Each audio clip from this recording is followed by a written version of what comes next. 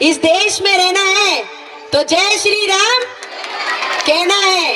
उन्होंने कहा ना कि बाबरी जिंदा है, राम भगवान जी का मंदिर जिंदा था, है और रहेगा, और इसलिए वो मंदिर वहाँ बना है। बिस्मिल्लाहिर्रहमानिर्रहीम। दीन स्पीचेस के मौजूद नाजरीन, अस्सलामु अलैकुम। दोस्तों, जब भी बीजेपी में कोई नया सदस्य आता है तो अपनी पार्टी को खुश करने के लिए मजहब का सहारा लेकर मुसलमानों पर चढ़ दौड़ते हैं।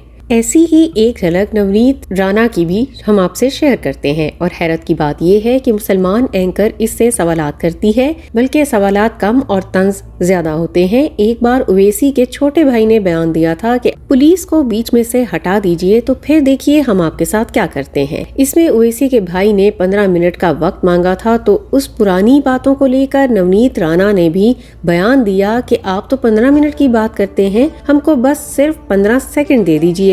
असल में ये बहुत गलत बात है। इससे देश में हजारों हिंदू और मुसलमानों के दरमियान नफरत बढ़ेगी। यहाँ पर एंकर ने एक बहुत ही अच्छी बात कही कि जो बिल्कुल ये सवालात होने चाहिए कि ओवैसी के भाई ने जो 15 मिनट वाला बयान दिया था उस पर FIR हुई थी, 40 दिन की कैद भी हुई। लेकिन अगर आप ऐसे बयानात देती हैं तो फिर आप पर कोई FIR नहीं होती, आप तो बिल्कुल बरी रहती हैं। ये बताओ, 15 मिनट 15 सेकंड क्या करोगे? 15 सेकंड देखिए, आप कोई डाइजेस्ट नहीं करेगा। आज फिर मैं कहती हूँ ओबीसी को कि 15 मिनट उनको लगते हैं, हमें सिर्फ 15 सेकंड लगेंगे। ये जरूर उन्होंने याद रखना चाहिए।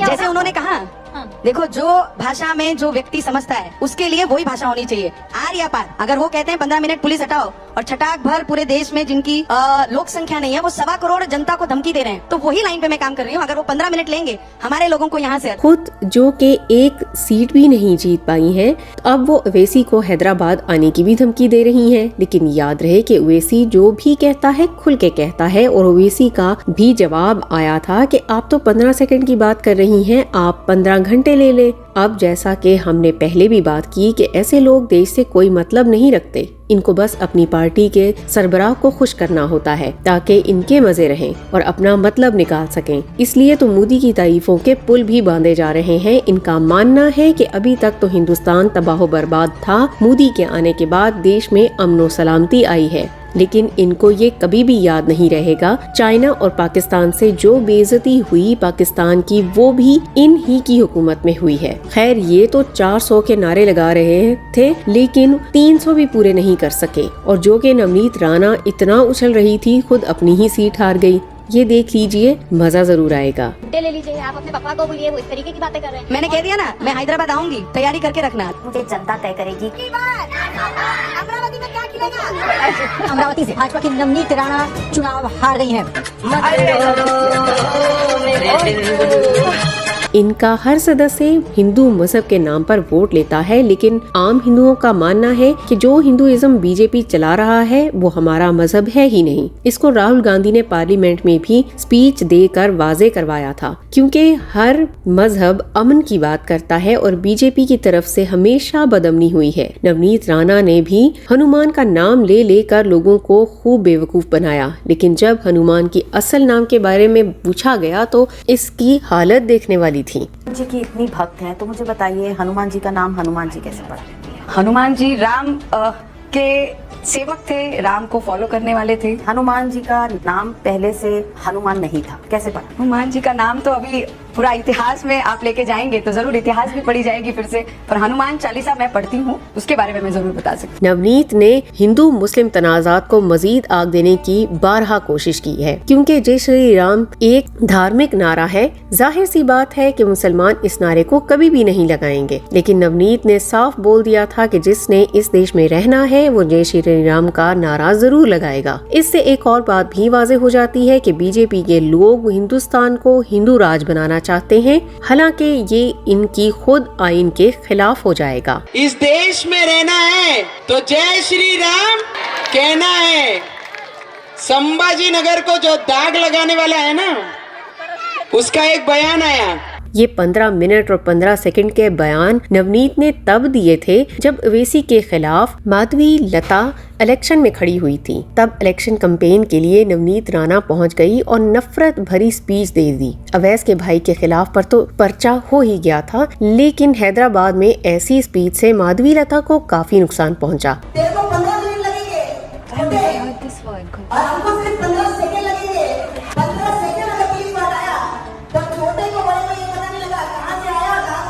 बाद में माधवी लता ने इस पर पर्दा डालने की कोशिश की कि हम तो 15 मिनट के बयान को इसलिए ले आए हैं कि लोगों को ये बताएं कि हम किसी को धमकी नहीं देते। ये 15 मिनट का बयान पुलिस हटाने की बात करते हैं, जबकि हमने ये बोलने की कोशिश की कि 15 मिनट में हैदराबाद के लोग जाकर वोट डाल आए और उनकी तकदीर खुद ही बदल जाएगी। लेकिन इतना पर्दा डालने के बावजूद भी माधवी लता वो सीट तो हार गई।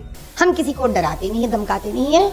हम चुटकी मारकर 15 मिनट के पुलिस हटाने के बाद नहीं कहते हैं। हम यही कहना चाह रहे हैं कि भैया 15 मिनट क्यों, एक 15 सेकंड ले लो, अपना वोट डालो। ये जो भड़काऊ भाषण में मत आओ। नवनीत ने 2024 के इलेक्शन में सिर्फ ओवैसी को मुद्दा बनाया था। जिस जगह कैंपेन करने जाती वहां के लोगों को खूब मस्का लगाती और कोई तरक्याती मुद्दा उठाया ही नहीं। ऐसा लग रहा था कि नवनीत इलेक्शन कम और दुश्मनी ज्यादा निभा रही है। ओवैसी को कई चैलेंजेस भी दिए, मजहब को लेकर भी कई वार किए, जैसे बाबरी मस्जिद पर वार किया कि तुम तो बाबर की बात करते हो लेकिन राम हमेशा से यही था, और तब ही बाबरी मस्जिद को गिराकर राम मंदिर बनाया गया।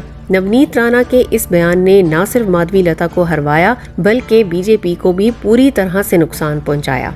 और ओवैसी जी को क्या, इस देश में जब मैं खड़ी हूँ, मेरे विचारधारा मेरे साथ है, तो तुम जैसे कितने 56 आए और 56 गए कि बाबरी जिंदा है, राम भगवान जी का मंदिर जिंदा था, है और रहेगा, और इसलिए वो मंदिर वहाँ बना है।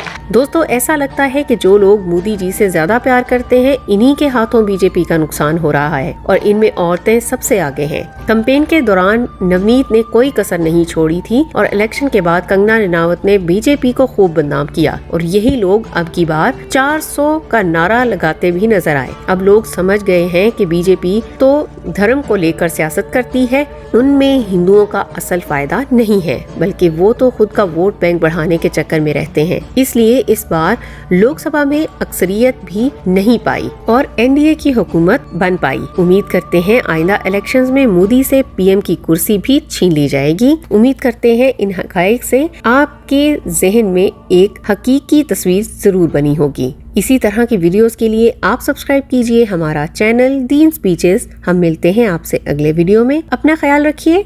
अल्लाह हाफिज।